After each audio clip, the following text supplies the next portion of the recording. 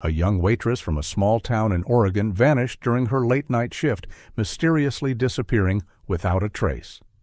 But 3 years later, her mother returns to the same restaurant, and what she finds floating in her bowl makes her gasp. The fog rolled in from the harbor, blanketing Haven Ridge, Oregon, in its familiar gray embrace. Like most mornings in this small coastal town of under 10,000 residents, the mist clung to the weathered buildings, softening the edges of the world. The early morning fishermen were already at work, their silhouettes barely visible against the glittering water.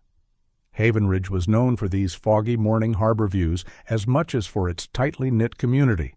Everyone knew everyone, which made the unsolved disappearance of Mia Ross 3 years ago all the more haunting.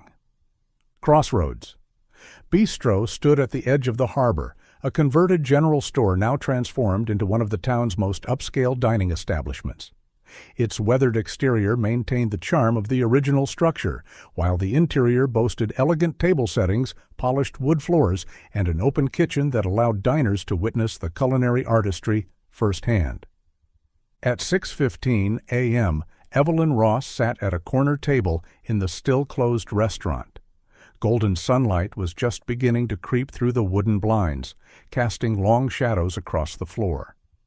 The 42-year-old mother's auburn hair, the same vibrant shade her daughter had inherited, was pulled back in a loose ponytail. Dark circles beneath her eyes testified to another night with little sleep. Across from her sat Nathan Cross, her brother-in-law and owner of the restaurant. Though not yet dressed in his chef's whites, Nathan had an intensity about him that never seemed to dim, even in casual clothes. His broad shoulders were hunched over the table as they examined the contents spread before them. "The postmark is from Honolulu," Evelyn said, tapping the envelope with her fingernail. "No return address, just like all the others." Between them lay a brown folder containing old case photos, newspaper clippings, and CCTV stills from the night Mia disappeared. An open notebook with Evelyn's handwriting, pages filled with timelines, locations, and names, sat beside a stack of printed emails from supposed witnesses. The latest addition to their collection was the letter that had arrived at Evelyn's house 3 days ago. "I don't know, Ev," Nathan sighed, running a hand through his salt and pepper hair. "We've chased down so many of these leads already." Evelyn read from the letter again. "I saw your daughter working at a cafe in Waikiki last Tuesday. Same red hair, same smile. She called herself May, but I knew it was her from the missing posters." She looked up at Nathan. "The details feel different this time, more specific." Nathan nodded thoughtfully. "Let me see the photo they sent again."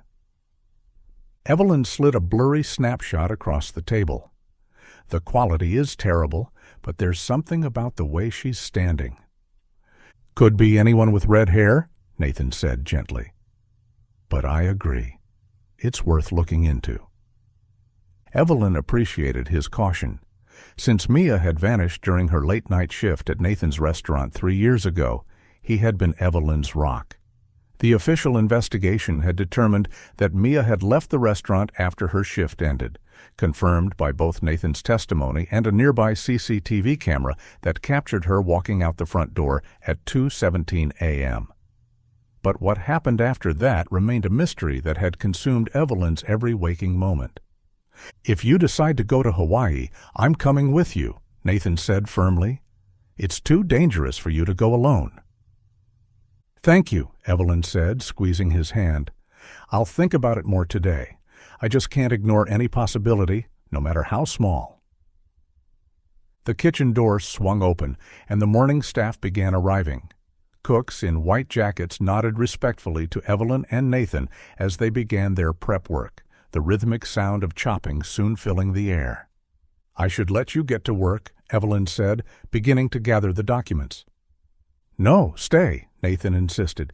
"It's been too long since you've been here. Let me make you breakfast." His smile was warm, genuine. "I've changed some menu items over the years. You can be my taste tester for today's soup." Evelyn hesitated, her eyes drifting to the familiar blue-striped aprons hanging by the kitchen door, the same style Mia had worn during her shifts. "I haven't been able to bring myself to eat here since, well, you know." "I understand," Nathan said softly. "But maybe it's time. Part of healing is reclaiming the places that hold memories." "Healing doesn't mean giving up," Evelyn said quickly, a defensive edge to her voice. "Of course not," Nathan assured her. "I want to find her just as much as you do. She's family." He stood up, his chair scraping against the floor. "Let me get you some coffee while you decide." As he disappeared into the kitchen, Evelyn found herself surveying the restaurant. The last time she'd been here as a guest was for Mia's 18th birthday, just 2 months before her disappearance. They'd sat at the table by the window, Mia glowing with excitement about starting college in the fall, her future bright and limitless. Now those memories felt like they belonged to someone else's life. Nathan returned with 2 steaming mugs. Black, no sugar, right? Evelyn nodded, grateful for the warmth between her palms. "You remembered." "Some things don't change," he said, sitting down again. "So, breakfast?"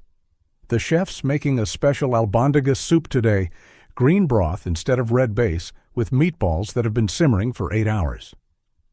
"All right, I'll be your tester," Evelyn conceded. "I should eat something anyway." Nathan smiled and stood again. "Let me help them get started on it. Won't be long." As he headed toward the kitchen, Evelyn reopened her laptop to check her email. Nothing new, no responses from the private investigator she'd hired last month, no updates from the online forums where she regularly posted about Mia. A few minutes later, the sound of a truck outside the restaurant caught her attention. Nathan emerged from the kitchen, wiping his hands on a towel. "I need to take in a delivery from the street," he said, pulling off his apron. "Food supplies just arrived." As he reached the front door, a voice called out from the kitchen. "Nathan!" It was his head cook, Marco. "The commercial oven is busted again. Where's that old one we used last time?" The harbor's morning ship horn blared just then, drowning out Marco's words. Nathan turned back, cupping his ear. "I can't hear you. Just wait." "He's asking about your old oven," Evelyn called out. "The commercial one isn't working." Marco nodded emphatically. "Yeah, we need the backup before the maintenance guy can come." "Oh," Evelyn said, remembering. "Are you talking about my old oven, the one Nathan borrowed when his broke before?" "That's the one," Marco confirmed. "I think Nathan used to keep those old appliances in the basement supply room," Evelyn said. "Have you checked there?" Marco shook his head. "I'll take a look." He disappeared down the stairs to the basement. Nathan, still at the door, called out, "I'll be right back," before stepping outside to deal with the delivery. 5 minutes passed before Marco returned, a frown creasing his forehead. "I can't find it anywhere down there." Curious, Evelyn set down her coffee. "That's strange. Let me help you look. It's been a while since I've been down there, but I remember what it looks like." Together they descended the stairs to the dimly lit basement. The concrete floor was cold, and the air smelled of damp earth and cleaning supplies. Shelves lined the walls, stacked with restaurant supplies, extra plates, tablecloths, and cleaning products. "We used to keep it over here," Evelyn said, leading Marco to a corner. But where she expected to see her old stainless steel oven, there was only an empty space. "Maybe he moved it," Marco suggested. Evelyn thought for a moment. "Let's check the storage room. He might have moved it there." They crossed to a heavy door on the far wall. Evelyn tried the handle, but it was locked. "This room's always locked," Marco explained. "Only Nathan has the key. It's where he keeps all the unused stuff and seasonal decorations." Heavy footsteps on the stairs announced Nathan's arrival. "What are you two looking for?" he asked, eyes darting between them. "Your old oven," Marco replied. "My old oven?" Evelyn clarified. "Is it in the storage room?"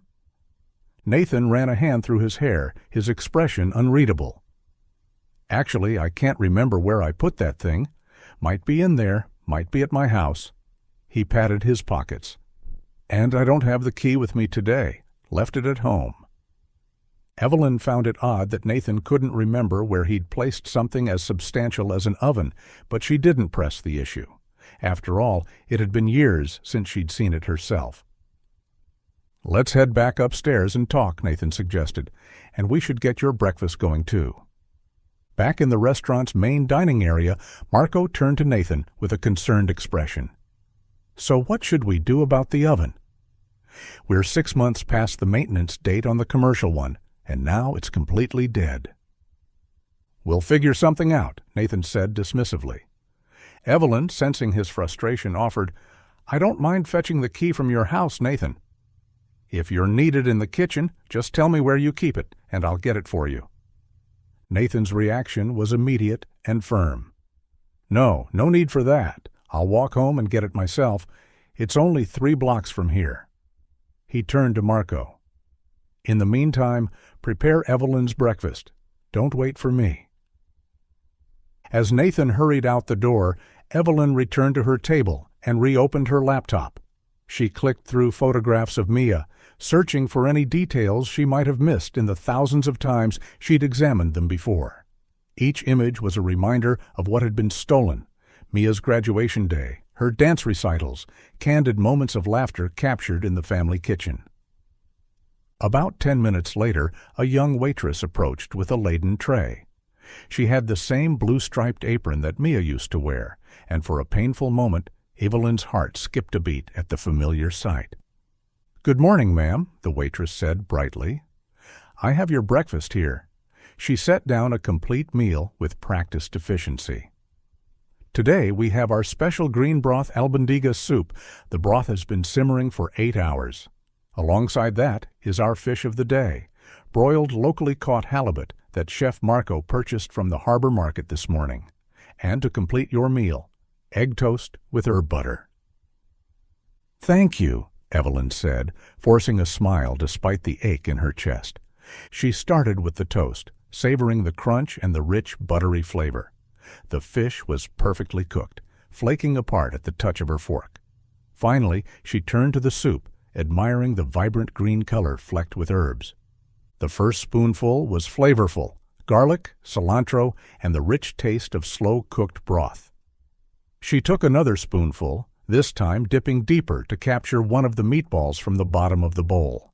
As she raised the spoon to her lips, something caught her eye: a thick clump of red-orange hair resting next to the meatball, its auburn color startlingly familiar against the green broth. Evelyn gasped, her hand trembling slightly. She stirred the soup again, watching as more strands of hair emerged from the bottom of the bowl. Her first instinct was to call the cook and report the unappetizing find. But as her gaze drifted to her laptop screen, where Mia's smiling face looked back at her, a chilling realization dawned. The hair in her bowl was identical to Mia's, the same distinctive shade of auburn that Evelyn herself had passed down to her daughter. How could this be possible? No one in the restaurant had hair that color. Her mind raced through possibilities, each more disturbing than the last. Was someone playing a cruel joke? Or was it something far worse? Through the window, she saw Nathan approaching the restaurant. Making a split-second decision, Evelyn grabbed a thick layer of napkins from the table, carefully lifted the clump of hair from her soup, and wrapped it securely before slipping it into her coat pocket. The bell above the door jingled as Nathan returned. "Sorry about that," he said, making his way to her table. "How's the food? Everything taste all right?" Evelyn forced her face into a neutral expression. "The toast and fish are excellent," she said carefully. "But the soup is a bit too salty for my taste." "Let me try," Nathan said, reaching for her spoon. He dipped it into the bowl and brought it to his lips, slurping the broth. As he did, several strands of loose red hair clung to the spoon. Evelyn watched him intently, studying his reaction. Nathan plucked the hairs from the spoon with his fingers, examined them briefly, then dropped them onto the floor with a flick of his wrist. "I'm so sorry about that, Evelyn," he said, frowning. "This is completely unacceptable. I'll need to speak with the kitchen staff immediately." Before he could walk away, Evelyn asked, "Did you find the key?" Nathan paused, seeming momentarily confused. "The key?" "To the storage room," Evelyn prompted. "For the oven." "Oh, yes, I did," he said after a beat. "Don't worry about the soup," Evelyn said quickly. "It might just be my taste buds. I had black coffee earlier, and it sometimes makes everything taste different." She gestured toward the basement door. "Why don't we take a look at that old oven? After all these years, I'm curious if it's still in working condition. It would be remarkable if it still functions after so long." Nathan's expression tightened almost imperceptibly. "I'll deal with it later with Marco," he said. "It's boxed up and probably buried under other boxes. That room is very dusty and packed with stuff. Not worth getting your clothes dirty over an old appliance." "I don't mind a little dust," Evelyn persisted. "Really, it's fine," Nathan said, more firmly this time. "Let me handle it. You enjoy your breakfast, or what's left of it anyway." He forced a laugh that didn't reach his eyes before heading to the kitchen. Through the open kitchen doorway, Evelyn watched as Nathan spoke animatedly with Marco, gesturing toward the large soup pot. He stirred it with a ladle, his movements sharp with anger. Then he turned to the waitress who had served Evelyn, his expression thunderous as he questioned her. The young woman looked genuinely confused and distressed, shaking her head vehemently. Evelyn had seen Nathan angry before, most memorably at a family dinner years ago when her late husband James had made a comment about Nathan's failed marriage. Nathan had snapped, lunging across the table to strike James in the face. The incident had created a rift between the brothers that had never fully healed before James's death. Now, watching Nathan's familiar anger resurface, a chill ran down Evelyn's spine. She touched her coat pocket, feeling the damp tissue inside. The pieces didn't fit together logically. No waitress or cook would intentionally put hair in a customer's soup. And since no one in the restaurant had that distinctive auburn color, a terrible thought began to form in Evelyn's mind. What if Mia hadn't disappeared that night?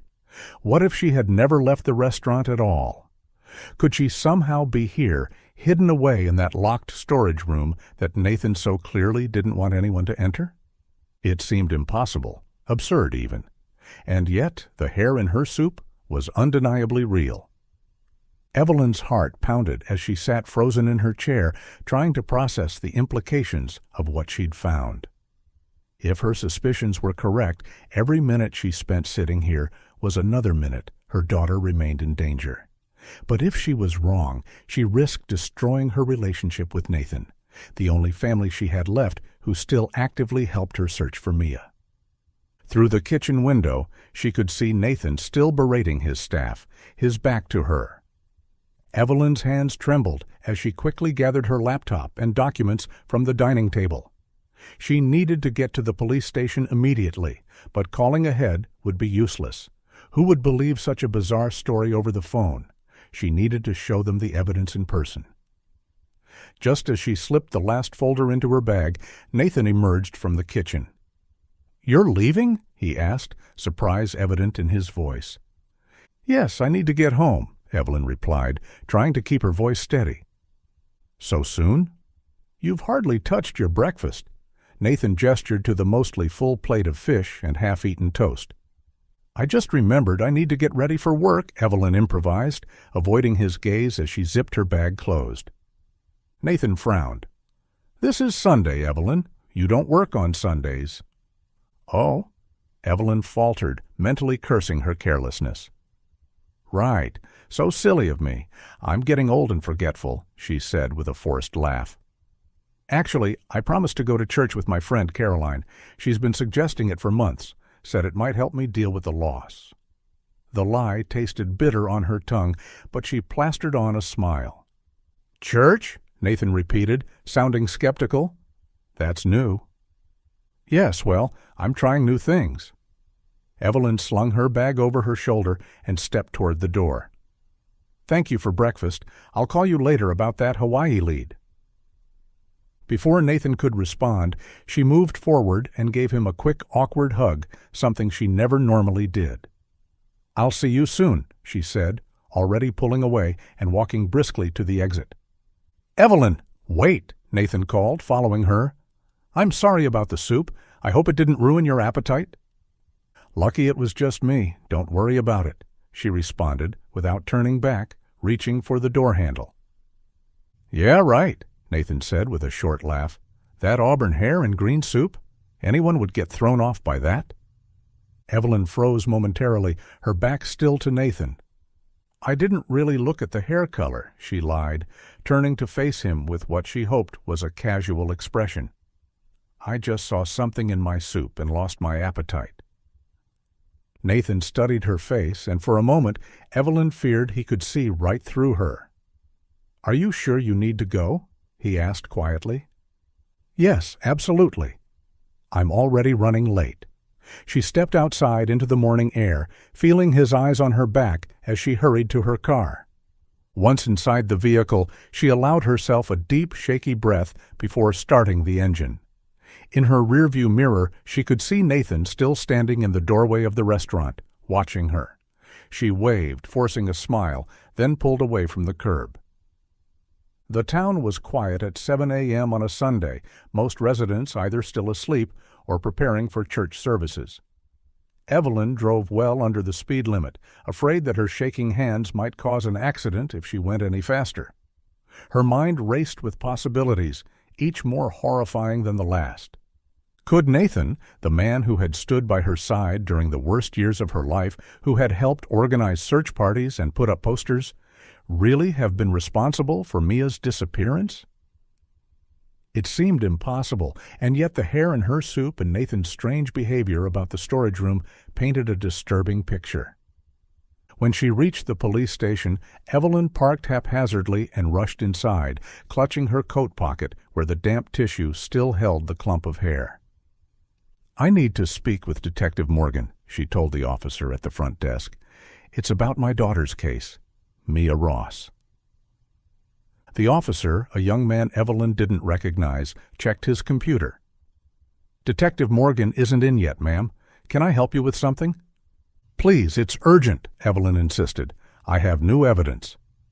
The officer's expression softened with recognition.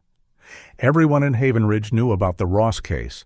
It was the most notorious unsolved disappearance in the town's history. Let me get Officer Daniels for you. He worked on your daughter's case initially. A few minutes later, Officer Daniels appeared, his familiar weathered face creased with concern.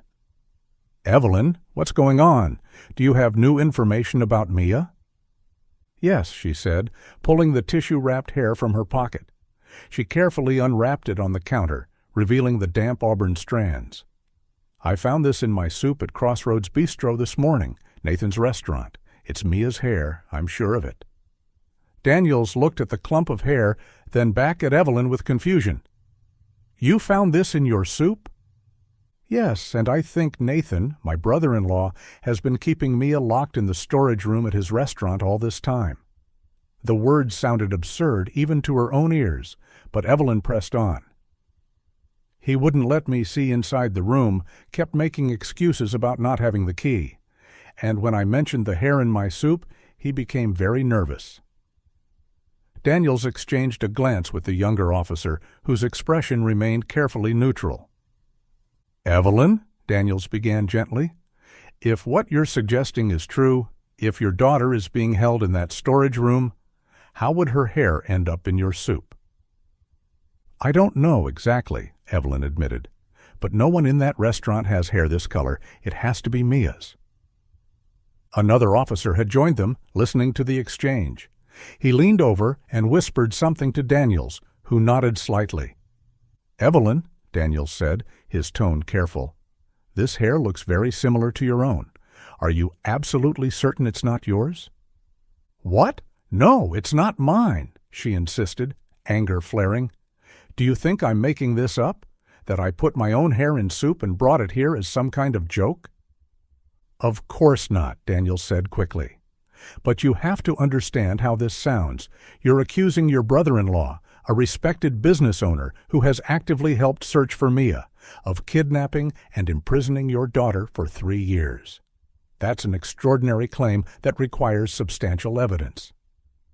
"The hair is the evidence!" Evelyn's voice rose, drawing the attention of others in the station. "Please, just come to the restaurant with me. Check the storage room. If I'm wrong, I'll apologize and never bother you again." Daniels considered her for a long moment, then sighed. "All right, Evelyn, we'll check the restaurant. But I want you to be prepared. This could potentially damage your relationship with your brother-in-law if nothing is found." "I understand," Evelyn said firmly. "But if there's even a chance that Mia is there, we have to look. I couldn't live with myself if I didn't try." Daniels nodded and turned to the younger officer. "Peterson, you're with me. Let's go check out Crossroads Bistro." As they walked to the patrol car, Evelyn felt a mix of relief and apprehension. She was finally being taken seriously, but what would they find at the restaurant? And if she was wrong, if this was all a terrible misunderstanding, how would she face Nathan again? But the alternative, ignoring her instincts and potentially leaving Mia in danger, was unthinkable. When they returned to Crossroads Bistro, the restaurant was still closed, the sign on the door indicating an 11 o'clock opening. A hostess greeted them with a polished smile that briefly faltered at the sight of the police uniforms. "We're looking for Nathan Cross," Officer Daniels said, showing his badge. The hostess shook her head. "Mr. Cross isn't here right now. He left about 20 minutes ago." Evelyn felt a wave of panic. "I was just here, and he didn't mention having any other plans. Did he say where he was going?" "No, ma'am, he didn't," the hostess replied, her eyes darting nervously between Evelyn and the officers. "Is everything okay?" "We just need to speak with him," Daniels said neutrally. "Is Marco here, the head chef?" The hostess nodded and went to fetch Marco from the kitchen. The other restaurant staff had begun to notice the police presence, hushed conversations, and curious glances spreading through the dining room. Marco emerged wiping his hands on a towel, his expression guarded.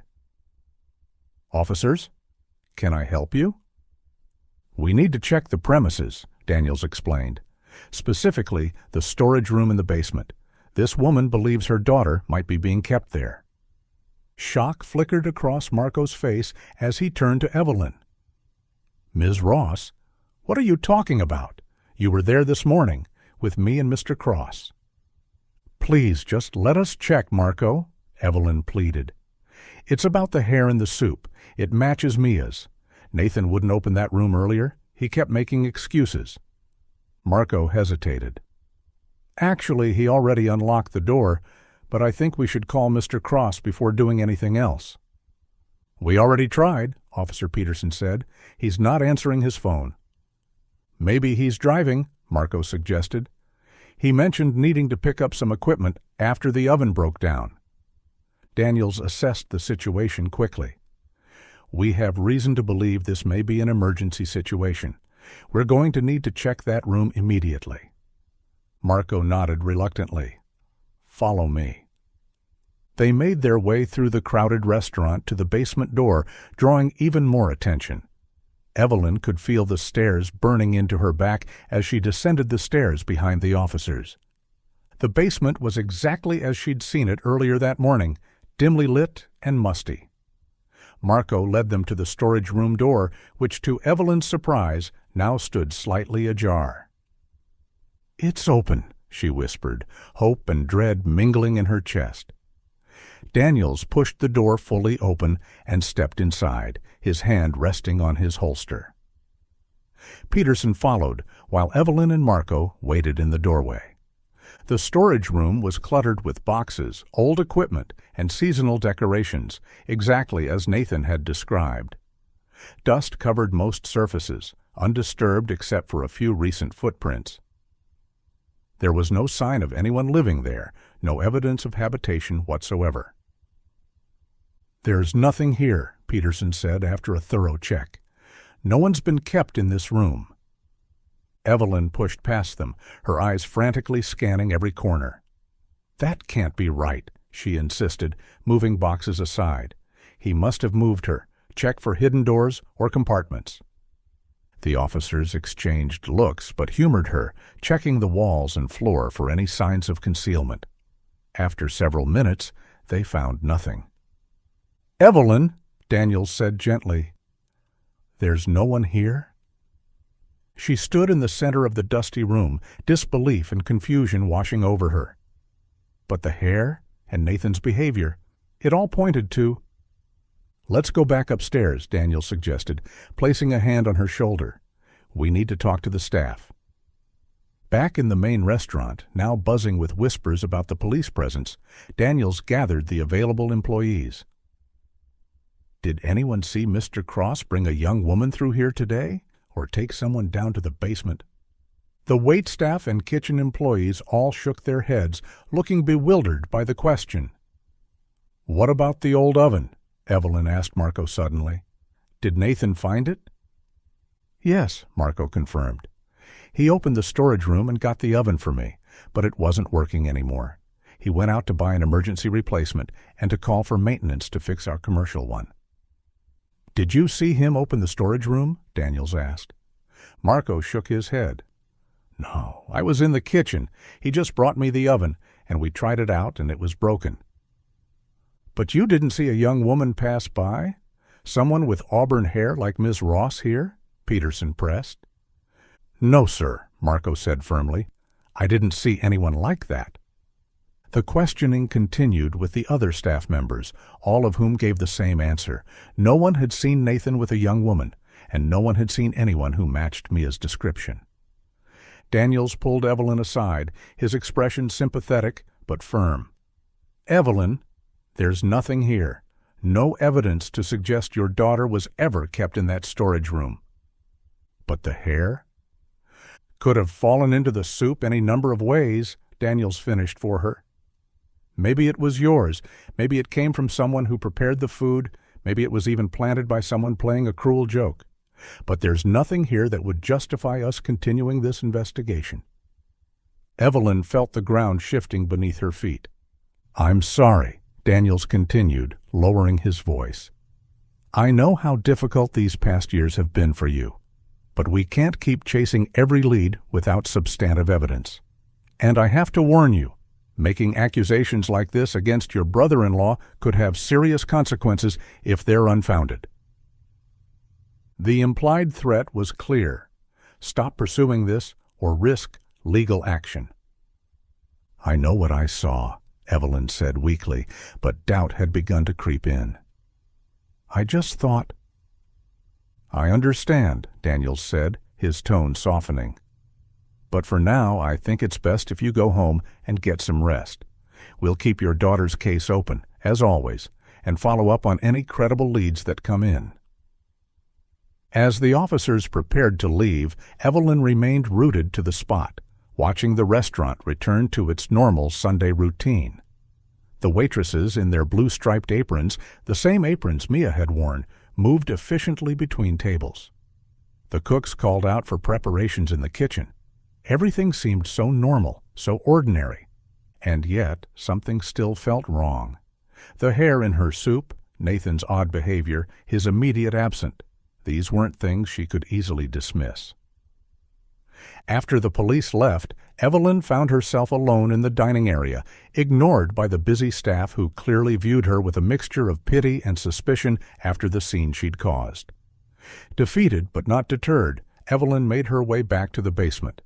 If the police couldn't find anything suspicious, maybe she could. The basement was quiet now, the earlier commotion forgotten. Evelyn returned to the storage room, which remained unlocked after the police search. She stepped inside and closed the door behind her, taking a moment to let her eyes adjust to the dim light filtering through a single small window near the ceiling. This time, without the pressure of the police watching, she took her time examining every detail. She moved boxes methodically, running her hands along the walls, looking for anything unusual. As she worked her way around the room, she noticed something she'd missed earlier. A section of the floor near the far wall had deep scratches on it, as if something heavy had been dragged repeatedly across the concrete. Following the direction of the scratches, she examined the wall and realized one section appeared darker than the surrounding areas, as if something or someone had leaned against it for a prolonged period. Evelyn took pictures of the scratches and the discolored wall with her phone.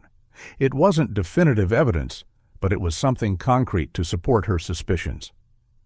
Continuing her search, she began moving more boxes, most of them surprisingly light or completely empty. Behind a stack of them, partially hidden from view, she discovered something unexpected. A small food elevator built into the wall, the kind used in older restaurants to transport dishes between floors. She slid open the small door and peered inside. The elevator shaft connected to the kitchen upstairs. If Mia had been kept in this room, could she have somehow used this dumbwaiter to place her hair in the soup? It seemed far-fetched, but no more so than any other explanation for what Evelyn had found in her bowl. Leaving the storage room, she explored the rest of the basement, checking every corner and closet. In a far corner, she noticed a metal storage cabinet she hadn't seen during her earlier visit. One of the drawers wasn't fully closed, catching her attention.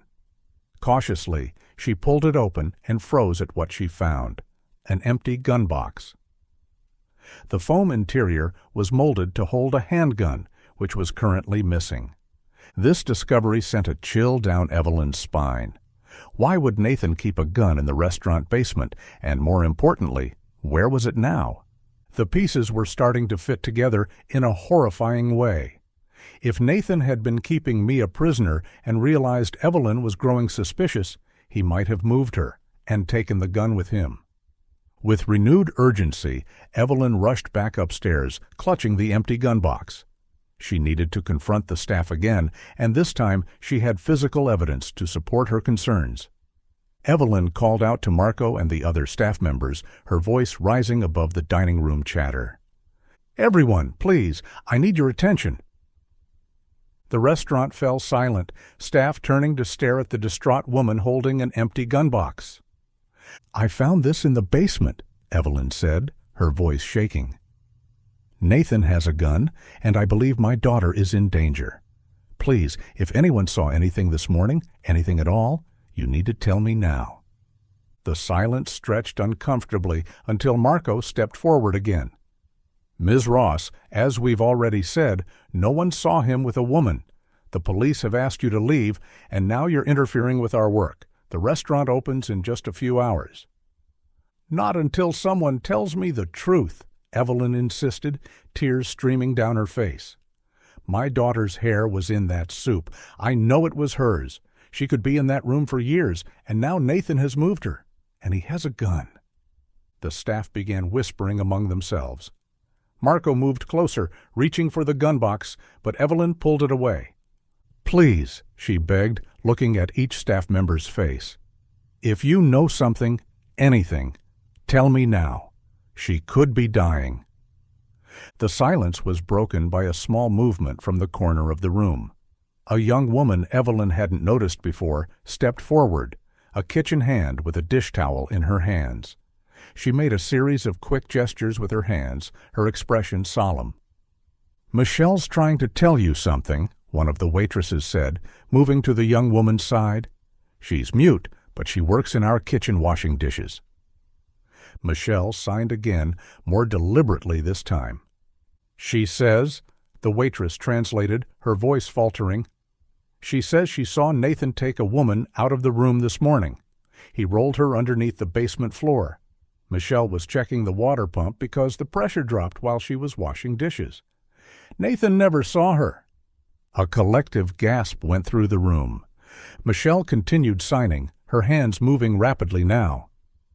"She says she saw him leave through the front door, then walk around to the side of the restaurant. A few minutes later, his car left, heading toward the quiet part of the harbor." Evelyn's heart pounded so hard she thought it might burst from her chest. Ask her if the woman had red hair. Auburn, like mine." The question was translated, and Michelle nodded emphatically, then made another sign. "There's more. She wants to apologize for being too afraid to speak to the police because of her condition," the waitress said. "But—" Thank you so much, but I'm afraid there's no time," Evelyn interrupted. "We'll talk more. I need to get to my daughter now. She could be in danger." She turned to Marco. "Call the police. Tell them everything Michelle saw. Tell them to meet me at the harbor." Without waiting for a response, Evelyn rushed out the door, the empty gun box still clutched in her hands and the thick clump of hair still in her coat pocket. As she ran down the street toward the harbor, she pulled out her phone and dialed Detective Morgan's number, praying he would answer this time. Evelyn ran faster than she had in years, her lungs burning and legs aching as she sprinted toward the harbor. The quiet section Michelle had described was on the far end, away from the tourist boats and fishing vessels where abandoned warehouses and private docks lined the waterfront.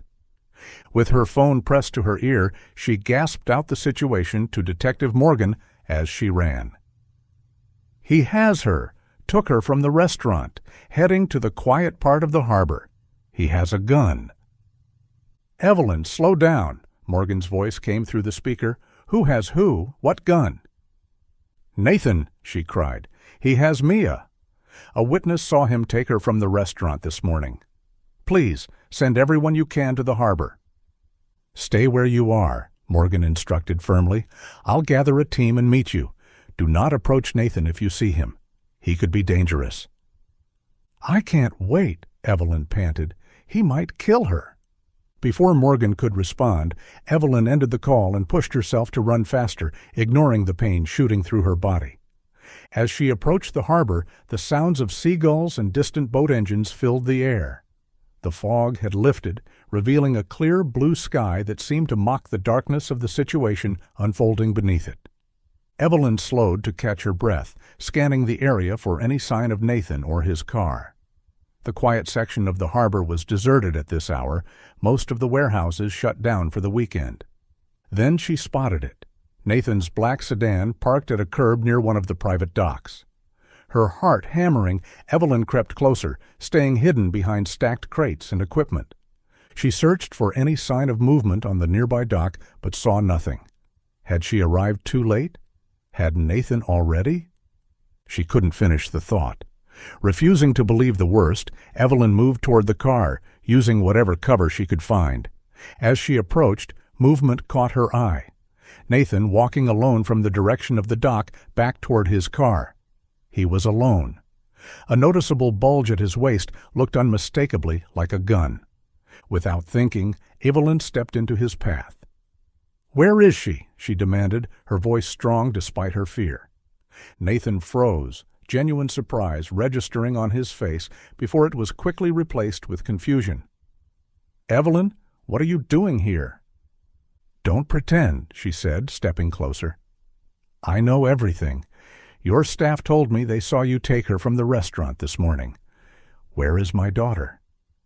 Nathan's expression shifted to concern. "You're not making any sense. What staff? Take who?"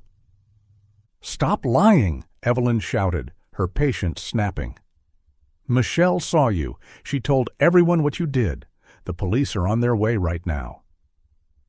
A flicker of something, recognition or fear, Evelyn couldn't tell, crossed Nathan's face. "Michelle?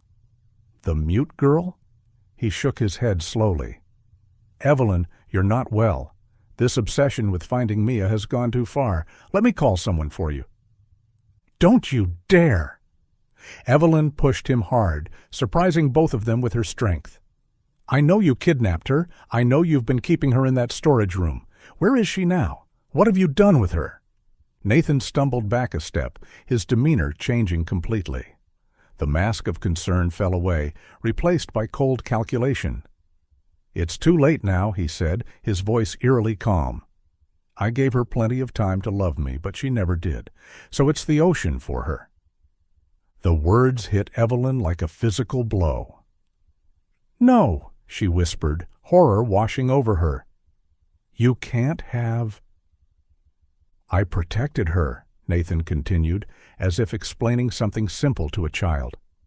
I gave her everything. She could have had a good life with me. We were going to leave together, start over somewhere new, but she never stopped crying. Never a thought for everything I'd done for her. You took her and locked her in that room. How do you expect— Evelyn's voice caught as she realized this wasn't the time for words. Fueled by desperation, she tried to push past him toward the dock. She might still be alive. I have to reach her. Nathan grabbed her arm, his fingers digging painfully into her flesh. It's over, Evelyn. Accept it, just like you should have accepted that James was gone when he died. His eyes burned with a hatred she'd never seen before. You always had everything. James's love, Mia's devotion. What did I have? Nothing. My brother always looked down on me, and you never even saw me. Let me go.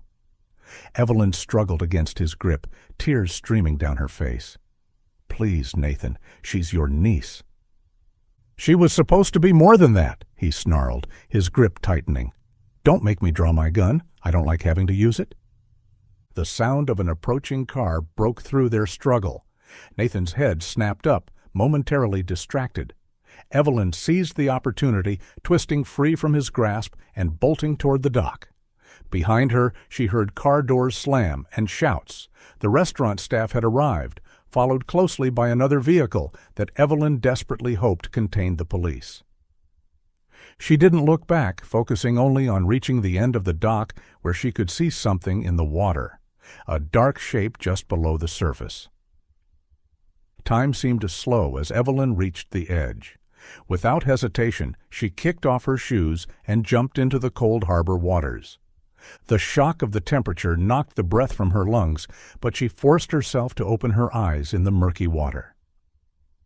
There, a few feet below her, was Mia, her beautiful daughter, bound and weighted to the bottom of the harbor, her auburn hair floating around her face like a halo. Evelyn swam down, her lungs already burning for air. She reached Mia and tugged frantically at the ropes securing her to what looked like a sack of weights, but the knots were too tight, and she lacked the strength to break them. Her vision beginning to blur from lack of oxygen, Evelyn refused to let go. If she couldn't save Mia, she would die trying. Just as darkness began to creep in at the edges of her consciousness, another figure plunged into the water beside her. Strong hands moved hers aside, and she saw the glint of a knife cutting through the ropes. Together, they freed Mia from the weights and pushed toward the surface. Breaking through into the air, Evelyn gasped desperately, helping to keep Mia's limp form afloat as her rescuer, a man in a police uniform, swam them both toward the dock where many hands reached down to help. They were pulled from the water onto the wooden planks of the dock. Evelyn's eyes were blurred with water and tears, but she could make out a crowd surrounding them, the restaurant staff, police officers, and curious onlookers drawn by the commotion. The officer who had jumped in after her immediately began performing CPR on Mia, whose still form lay frighteningly motionless on the dock. Evelyn coughed violently, expelling harbor water from her lungs as someone wrapped a blanket around her shoulders. "Breathe, honey, breathe," she whispered, crawling closer to Mia despite her own weakness. "Please, baby, breathe." The officer continued compressions, counting steadily, refusing to give up even as the minutes stretched on with no response. Evelyn barely registered the noise surrounding her, the rising wail of approaching sirens, the shouts of officers flooding the scene, Nathan's angry voice echoing as he was searched, disarmed, handcuffed, and led toward a waiting police car. All that mattered was Mia's next breath. Just when it seemed all hope was lost, Mia's body convulsed suddenly, water spewing from her mouth as she gasped raggedly for air. The officer turned her onto her side, allowing her to expel more water. "She's breathing!" someone shouted, and a cheer went up from the gathered crowd. Tears of relief flowing freely, Evelyn reached for her daughter's hand, squeezing it gently. Mia's eyes fluttered open, unfocused at first, then widening as they found Evelyn's face. "Mom," she whispered, her voice barely audible. "I'm here, baby," Evelyn sobbed, leaning close. "I found you. You're safe now." Paramedics arrived, gently moving Evelyn aside to tend to Mia. They wrapped her in thermal blankets and secured her to a stretcher, checking her vitals as they prepared to move her to the ambulance. Evelyn stood on shaky legs, determined to stay with her daughter. As she turned to follow the stretcher, she came face to face with the officer who had jumped in after her, the one who had cut Mia free and performed CPR. "Thank you," she said, her voice breaking with emotion. "You saved her life." "Just doing my job, ma'am," he replied with a modest nod. "You're the real hero here. You never gave up on your daughter." As paramedics tended to Mia, Evelyn saw Nathan being handcuffed by officers near the police cruiser. When he spotted Evelyn and Mia on the stretcher, his face contorted with rage and something else, a possessive, obsessive glint in his eyes. "She was always mine," Nathan shouted, straining against the officer's grip. "Mia always belonged to me. I've loved her since she was little. There's something special between us that you would never understand." Several onlookers gasped in horror at his confession, while the officers tightened their hold on him. "She couldn't love me back," he continued, his voice cracking with deranged emotion. "So I had to do this. If I couldn't have her, no one could." "That's enough," one of the officers said firmly, pushing Nathan's head down as they guided him into the back of the patrol car. "You have the right to remain silent. I suggest you use it." The door slammed shut, muffling Nathan's continued ranting as the cruiser pulled away toward the police station. Turning away from him for the last time, Evelyn followed the paramedics to the waiting ambulance, her hand never leaving Mia's as they were both helped inside for the journey to the hospital. The antiseptic smell of the hospital filled Evelyn's nostrils as she sat beside Mia's bed, watching her daughter's chest rise and fall with each precious breath. They had been brought directly to the emergency room, where medical staff immediately began evaluating both of them. Evelyn had been treated for mild hypothermia and released with a clean bill of health, but Mia's condition was more complex. A team of doctors and nurses worked diligently, checking her vitals, drawing blood, documenting injuries, and administering medications. Detective Morgan stood at the foot of the bed, his notebook open, while a female officer positioned herself discreetly by the door. They were waiting for the doctor to finish his examination before beginning their questions. Dr. Patel, a middle-aged man with kind eyes behind wire-rimmed glasses, entered the room with a tablet in hand. "Ms. Ross," he addressed Evelyn, "I have the preliminary results of your daughter's examination." Evelyn steeled herself, clasping Mia's hand tightly. "Please tell me everything." "Mia is suffering from moderate malnutrition and dehydration," Dr. Patel began, his voice clinical yet compassionate. "Her body mass index is significantly below normal parameters. We're administering fluids and nutrients intravenously to address this immediately." He swiped through several screens on his tablet. "There are extensive bruises on both ankles, consistent with prolonged restraint. The pattern and healing stages suggest that different restraint methods were used over time." He showed Evelyn an image that made her stomach churn. Mia's ankles, mottled with purple, yellow, and green bruises in varying states of healing. "These particular marks here," he continued, pointing to deep ligature marks, "are consistent with a heavy wooden device, like what you described as a stock. The newer marks are from metal restraints, likely shackles." Dr. Patel moved to the head of the bed, gently tilting Mia's face toward the light.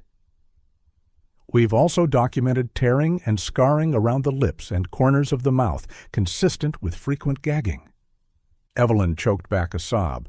"And did he?"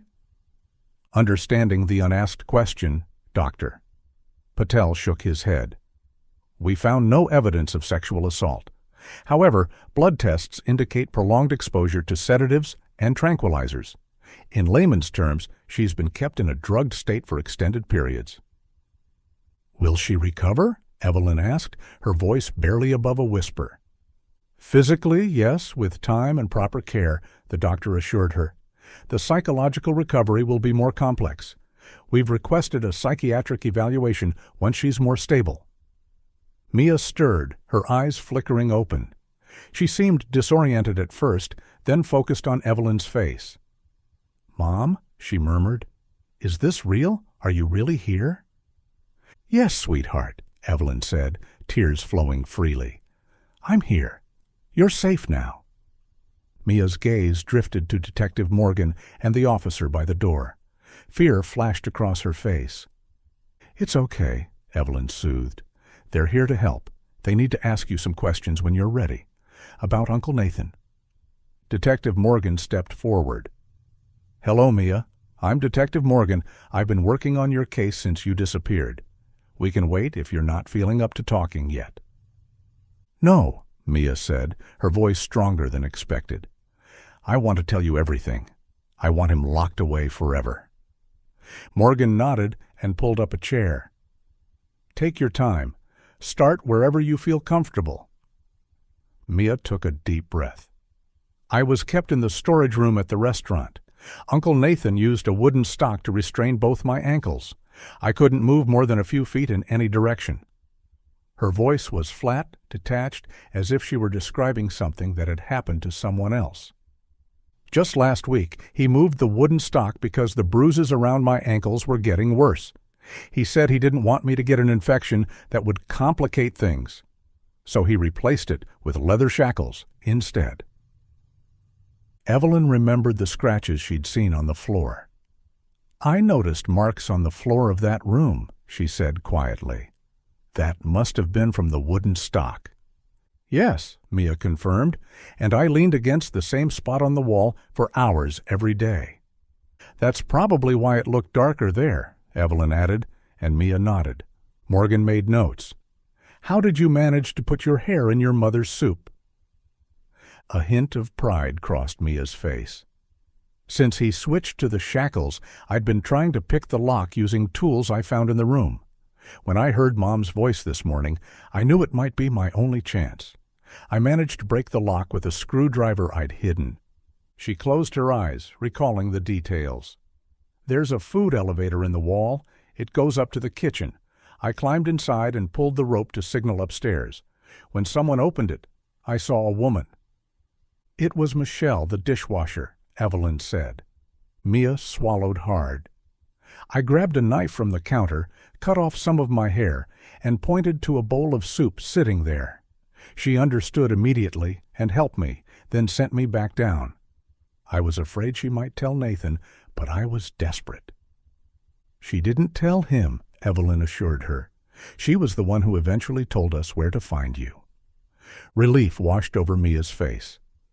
"I was back in the shackles by the time he returned to check on me. He seemed agitated, kept muttering about you being there. Then he saw the shackle was broken, and he was very angry.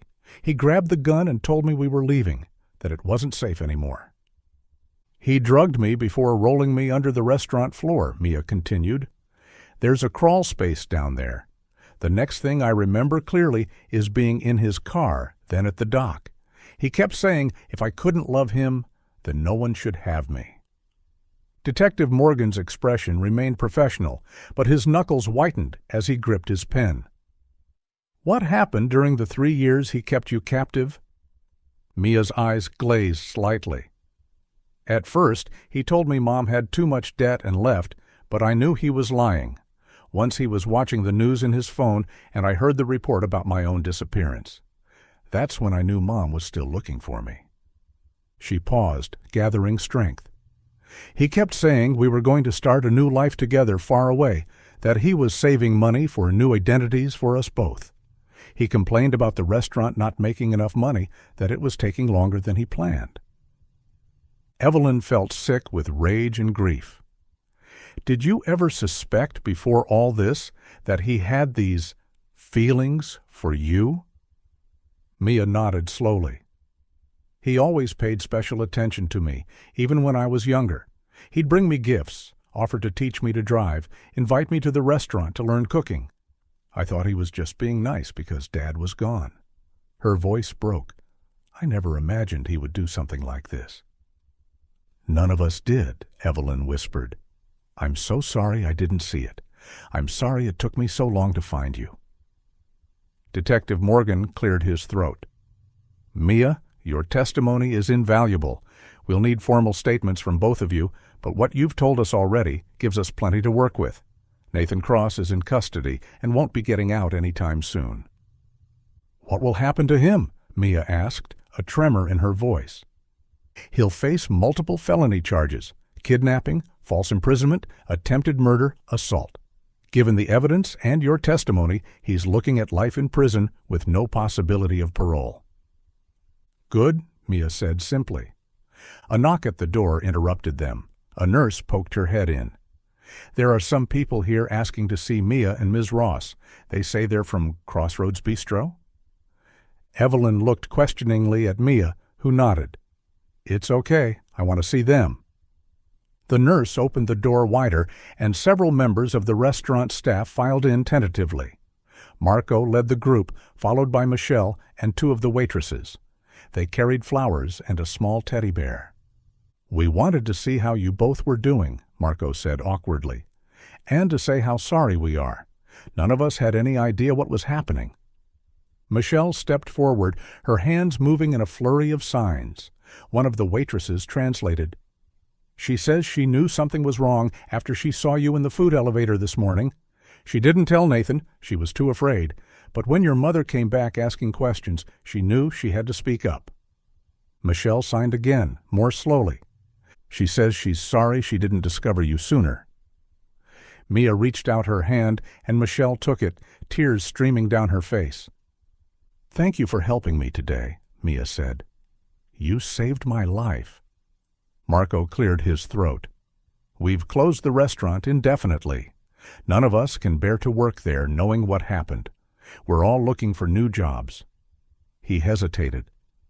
"We also wanted you to know that we're cooperating fully with the police investigation." The hospital room fell silent as everyone processed the enormity of Nathan's betrayal, not just of Mia and Evelyn, but of everyone who had trusted him. "What happens now?" Evelyn asked, more to herself than anyone else.